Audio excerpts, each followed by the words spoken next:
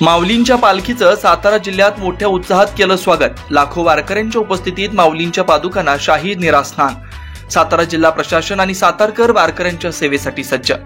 परंपरेनुसार दरवर्षीप्रमाणे यंदाही माऊलीच्या पालखीचं आगमन सातारा जिल्ह्यात झालंय। सातारा जिल्हा प्रशासनाच्या वतीने माऊलीच्या पालखीचं स्वागत मोठ्या उत्साहामध्ये करण्यात यावेळी लाखो वारकऱ्यांच्या उपस्थितीत माऊलींच्या पादुकांना नीरा नदी पात्रात शाही निरास्नान घालण्यात आलं। पालखी मार्गावर अनुचित प्रकार रोखण्यासाठी पोलीस प्रशासनाने तगडा पोलीस बंदोबस्त ठेवण्यात आला, तर वारकऱ्यांच्या सेवेसाठी सातारा जिल्हा प्रशासन आणि सातारकर सज्ज झालेत।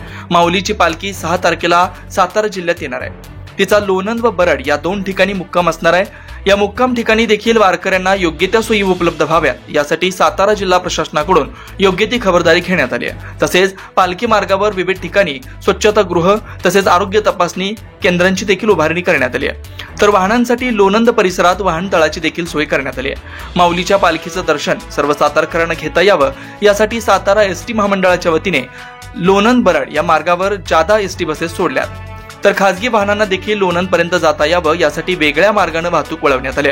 माऊलींची पालखी सातारच्या वेशीवर येतात या माऊलींच्या पालखीला परंपरेनुसार नीरा नदीच्या पात्रात शाही निरास्नान घालण्यात आलं व तिचे भक्तिभावानं सातारा जिल्ह्यात स्वागत करण्यात आलं। या वेळेला पालकमंत्री शंभूराजे देसाई, वाईचे आमदार मकरंद पाटील, माडाचे खासदार धैर्यशील मोहिते पाटील, सातारा जिल्हा प्रशासनाच्या वतीनं जिल्हाधिकारी जितेंद्र डुडी, पोलीस अधीक्षक समीर शेख तसेच अनेक प्रशासकीय अधिकारी, राजकीय नेते मंडळी देखील उपस्थित होते।